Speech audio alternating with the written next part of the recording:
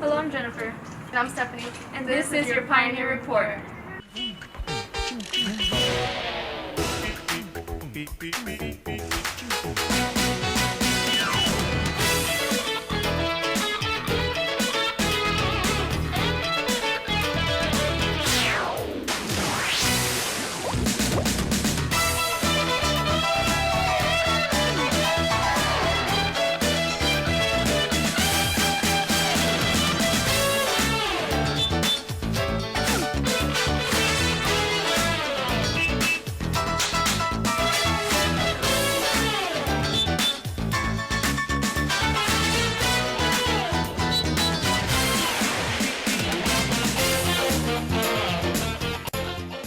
Today we'll be going over sports, a highlight interview, and how to get at Valentine's.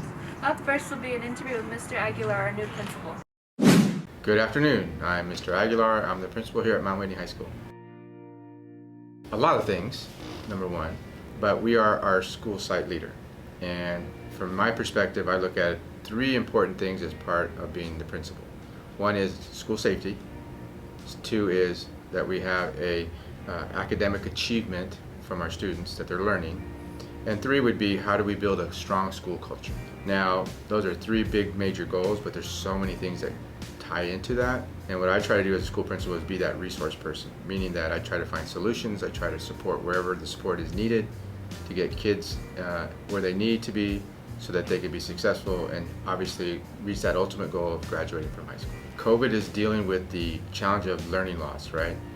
The idea of a lot of students absent, and you have staff members being absent, and so you lose that opportunity of that full academic experience because of that particular problem. There's always the fear of, we always want to be safe, so we got to make sure that we're all following the safety protocols, that people are wearing their masks when it's required, sanitizing, trying to maintain social distancing, those kinds of things, just to make sure that we're always safe. But we also want to make sure that we connect that with, let's try to do as many normal things as we can, right? So that we can really enjoy the high school experience.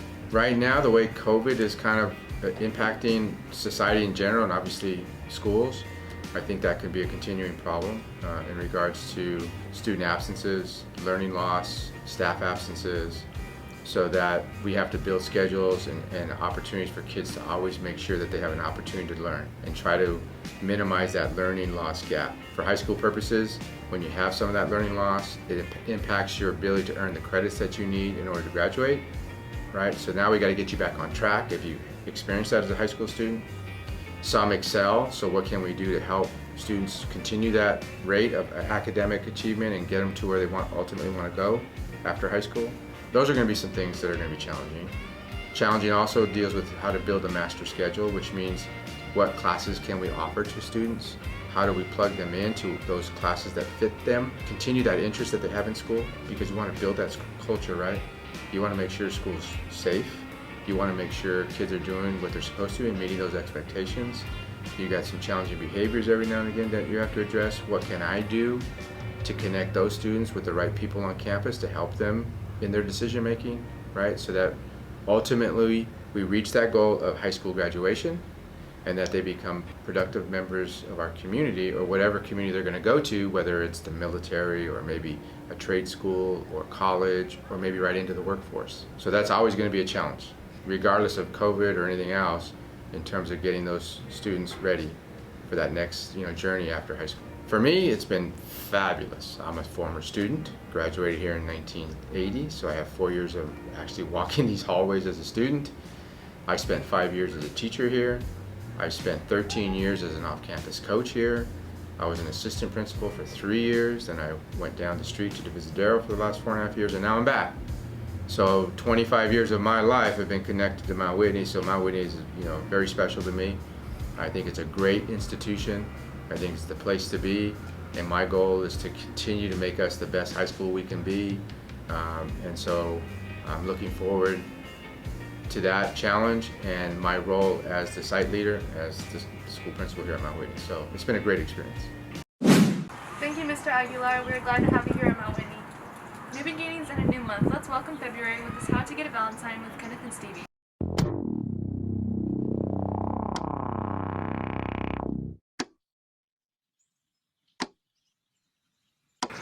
Step 1, greet them and introduce yourself. Step 2, share common interests. Step 3, ask if they're single. Step 4, Use a pickup line. and get their number. Hi. Hey, I'm Stevie. I'm Alexa. You go here? Yeah. Are you single? No. Are you a Nissan? Because I want you all to myself. Oh my gosh, I'm down. Nice to meet you. My name is Jace Leo. What's your name? Steven Morales. You go here by any chance? Yeah, I do. Hey, not gonna lie, you're like pretty good looking. I'm trying to like get with you, honestly. I don't have my phone. Hi, my name's Kenny. What's your name? Alfredo? So, Are you holding my hand like that, bro? I don't know, you have nice hands. You go here? No. So am I. So I was wondering if you single? Yeah, why? Wanna go on a date? Are you a shovel? Cause I'm digging you. Alright, I'm gonna go though. Can I get your number? No. Yeah. Damn, Kenny, you rich. Who did you steal this from? Okay.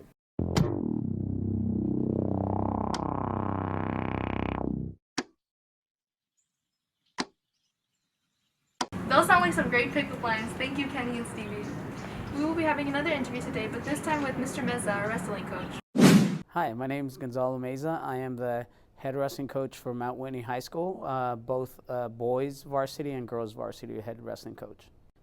Originally, I was a high school baseball player and football player, and wrestling wasn't really in my vision, but I ended up joining the wrestling team, and through that, I was able to go to college and junior college, and then after junior college, I got a scholarship to a four-year college. So I saw how wrestling kept me out of trouble. Like, I grew up in a rough neighborhood, and it kept me out of trouble and focused on other things that just kept me out of trouble. So I wanted that same opportunity that was given to me, provided to other kids and stuff. So that's what intrigued me about wrestling and the opportunities they gave us, and wanted other students to have that same opportunities.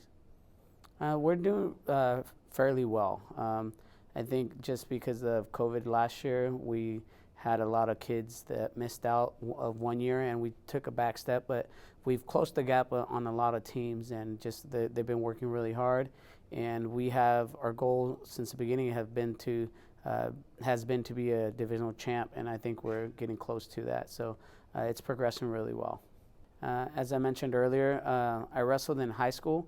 I started wrestling my junior year, and I ended up, kind of like a late wrestler, right? So I ended up going to a state in my senior year, qualified for state, and then after high school, I wrestled at junior college, where I was an All-American, and then after junior college, I transferred to Cal State Fullerton, where I wrestled there as well. And due to injuries, that my career as a wrestler at the university level got cut short. So I think my favorite part about coaching is just watching the development of my wrestlers, not necessarily just on the mat, but off the mat, and how they carry themselves and how they grow. It's really rewarding to see a wrestler that I have had from freshman year and watch them develop as a young man all the way to their senior year. So just their development as a person and all is the most gratifying thing, I think. Yeah, as I mentioned earlier, I think we have a really solid team right now for divisionals. We should be in the hunt for the divisional champs, and we should have approximately 5-6 wrestlers make it to Masters. And just Masters is so tough. Hopefully we get a couple of them to go to state. And yeah, I think that'll be a productive season, great season that we can all be proud of. Thank you, Mr. Meza and Mr. Aguilar, for being here today. And thank you, Kenny and Stevie, for giving us those amazing pickup lines. Thank you for watching. Make sure to follow us on all our social media so you don't miss out on any of our episodes. Until next time, this has been your Pioneer Report.